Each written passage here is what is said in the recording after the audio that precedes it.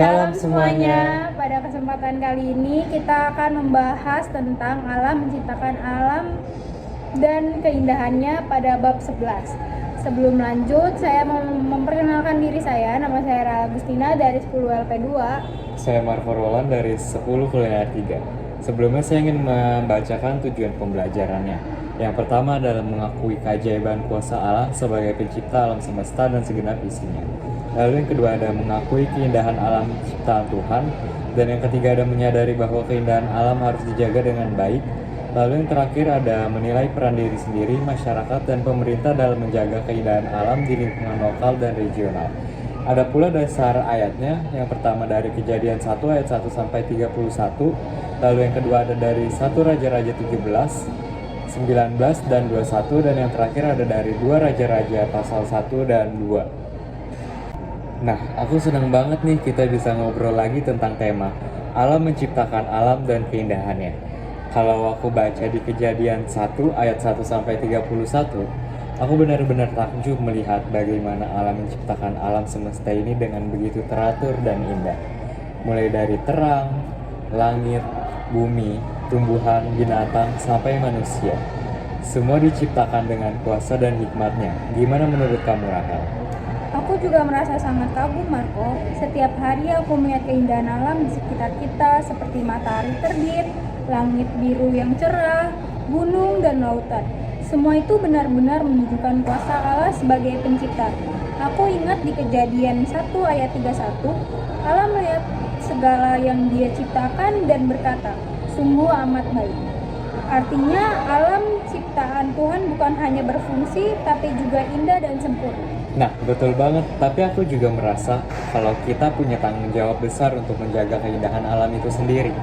Kadang aku sedih ya melihat banyak tempat yang rusak karena ulah manusia, seperti sampah yang berserakan, pohon yang ditebang sembarangan, dan tentunya adalah polusi udara. Padahal alam ini adalah anugerah dari Allah yang harus kita rawat dengan baik.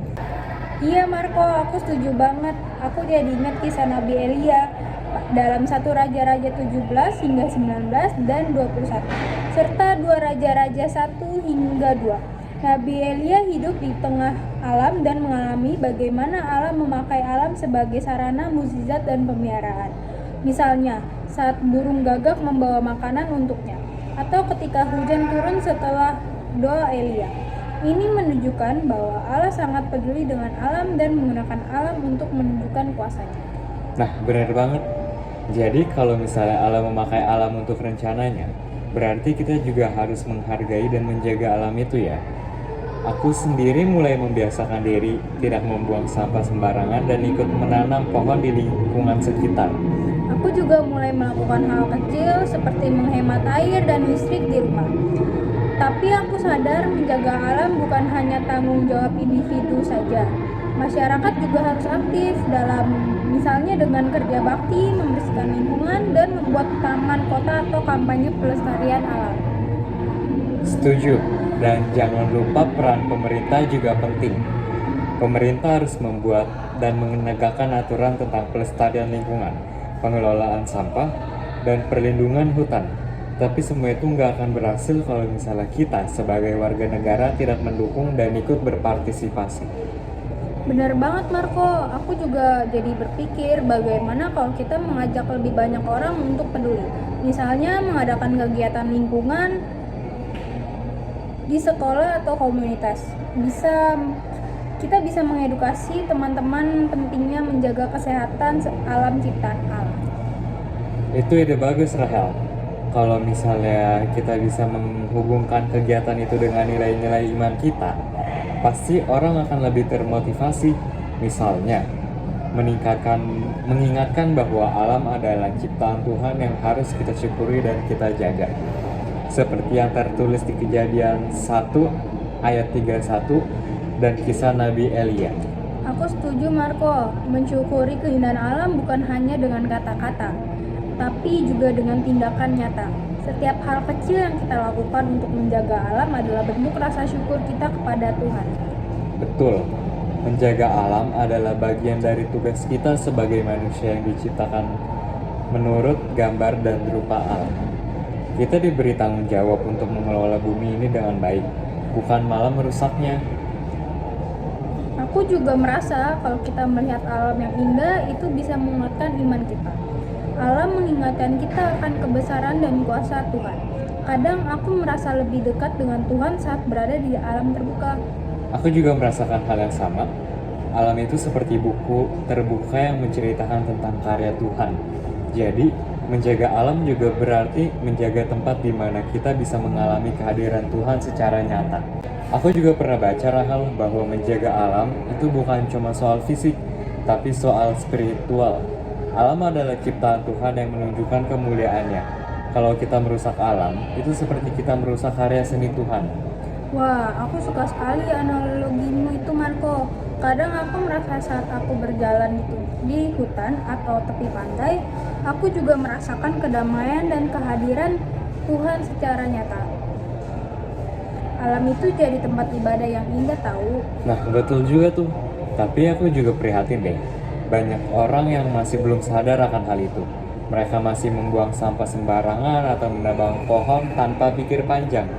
Aku pikir pendidikan lingkungan dan yang mengaitkan iman dengan pelestarian alam sangatlah penting. Setuju. Mungkin kita bisa mulai dari lingkungan kecil kita seperti sekolah atau gereja untuk mengadakan kegiatan edukasi lingkungan yang mengajak teman-teman lebih peduli. Aku setuju banget. Selain itu juga, aku juga ingin belajar lebih banyak lagi tentang bagaimana teknologi ilmu pengetahuan bisa membantu kita untuk menjaga alam tanpa merusaknya. Itu keren, Marco. Misalnya penggunaan energi terbarukan, pengolahan sampah yang ramah lingkungan, dan pertanian organik bisa jadi contoh nyata bagaimana kita bisa menjaga lingkungan sekaligus memenuhi kebutuhan hidup. Aku jadi makin semangat deh.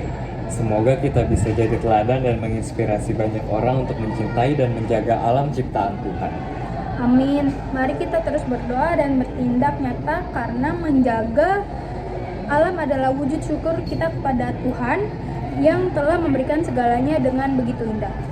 Nah, jadi teman-teman, kesimpulan kita pada bab kali ini yaitu alam ciptaan Tuhan adalah karya yang sangat indah dan teratur, yang menunjukkan kuasa dan hikmat-Nya. Sebagai manusia yang diciptakan menurut gambar dan rupa Tuhan, kita memiliki tanggung jawab yang besar untuk menjaga dan memelihara keindahan alam tersebut. Menjaga alam bukan hanya soal tindakan fisik, tetapi juga merupakan bentuk syukur dan penghormatan kepada Tuhan.